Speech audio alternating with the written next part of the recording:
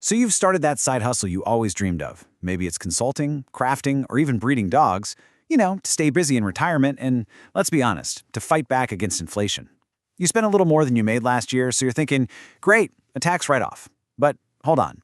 The IRS might look at your passion project and just see a hobby. And if they do, well, you don't just lose the deduction. You could get taxed on every single dollar of revenue that came in, even though you actually lost money. This is the hobby loss trap. And believe me, it's more dangerous than ever. So today we're going to break down exactly how to avoid it. In this explainer, we're going to arm you with everything you need to know. We'll kick things off by getting inside the IRS's kind of paradoxical mindset. Then we'll look at the brutal math that makes this trap so scary. After that, we'll cover your first line of defense with something called the safe harbor rule, before doing a deep dive into the IRS's own 9-factor audit checklist. And finally, we'll put it all together to build a rock-solid defense protocol so you can protect that passion project of yours. All right, so let's start with the real root of the problem. This whole issue, it really just boils down to a massive difference in perspective. What you see as an investment in a brand new venture, the IRS might just see as a fun recreational activity that happens to bring in a little cash. And that, right there, that difference in perspective has huge financial consequences. This slide really shows the two completely different worlds the IRS can put you in. Let's just use a simple example. You bring in $5,000, but you spend $6,000, so you've got a loss of $1,000. Now, if you're a business, that loss acts as a tax shield. It can actually reduce your other taxable income, like from your pension or investments.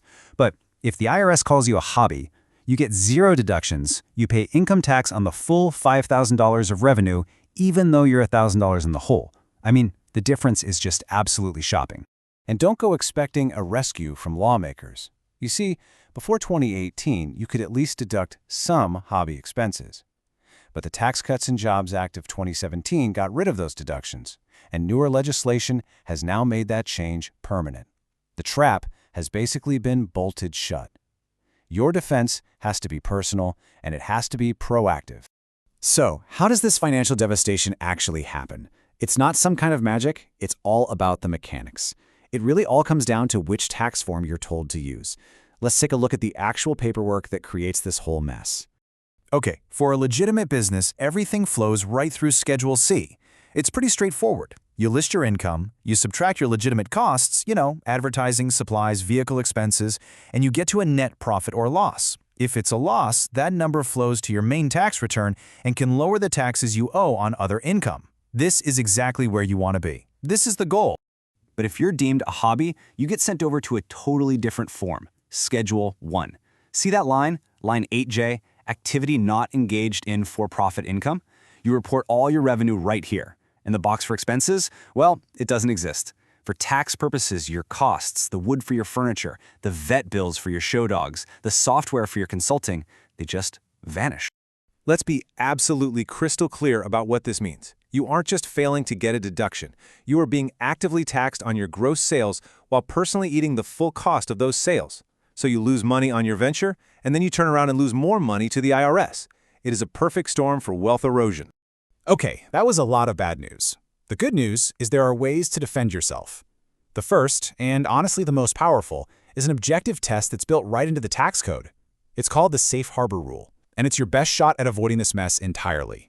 The rule itself is pretty simple. The IRS presumes your activity is a for-profit business if you've made a profit in at least 3 out of the last 5 consecutive years. And get this, a profit can be just a few dollars. You don't need to be wildly successful, you just need to hit that 3 out of 5 mark to get the presumption in your favor.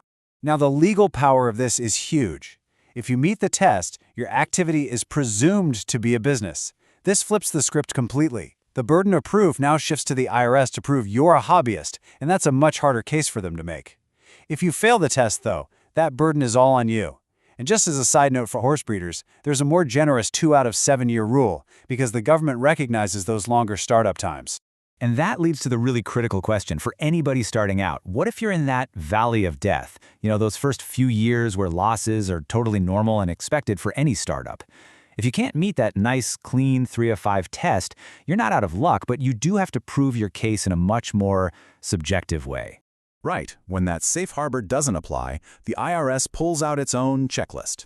It's a 9-factor test that looks at all the facts and circumstances to figure out if your main intention is truly to make a profit, This is the subjective battleground where audits are either won or lost. Factor 1 is all about professionalism. Are you acting like a business? This means separate bank accounts, a real business plan, keeping accurate records. And this isn't just theory. In a case called Himmel versus Commissioner, a couple breeding horses lost because even though they used QuickBooks, they were mixing personal and business funds, and they didn't use their financial data to make changes to become more profitable. They just weren't thinking like a business. Okay, next, factors 2 and 3 look at your expertise and your effort.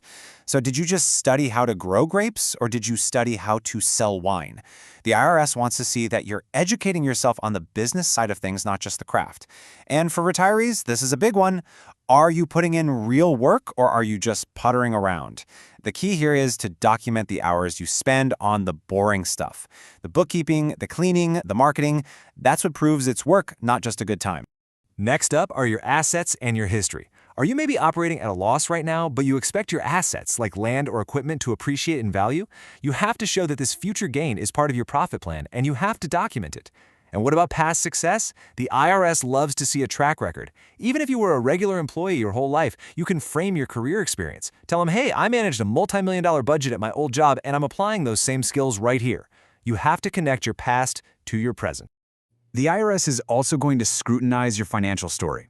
Are your losses part of a normal startup phase, or do they just keep happening year after year with no end in sight? They're looking for a believable path to profitability. And when you do finally have a profitable year, is it substantial? A tiny profit after years of huge losses? That's not going to convince them. They want to see that the potential profit is big enough to eventually make up for all those earlier losses. And now we come to the last two factors. And honestly, for retirees, these are the most dangerous. Factor 8, your financial status.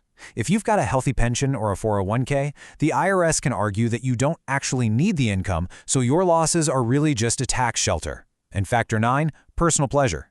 The very reason you started this gig, because you love it, is a giant red flag to an auditor. They see a passion and they automatically assume it's a hobby. So, faced with this really subjective and, frankly, kind of perilous checklist, what is your single most powerful weapon? It's not a clever argument, it's not a fancy lawyer, it is documentation. Meticulous, contemporaneous record-keeping is how you build your defense before you ever even get an audit notice. You know, tax experts say the same thing over and over again. This quote makes it clear. Good records are your absolute best defense. An IRS examiner who's looking for an easy target might just move on to the next case if you can hand them a robust, documented response right from the get-go. It can stop an audit dead in its tracks. So what does that documentation actually look like? Well, let's call it a profit motive defense log. First, you need a separate bank account. You need a written business plan that you actually look at and update. You need a time log showing the hours you spend on the drudgery, not just the fun parts. You should keep an archive of articles you read and experts you talk to.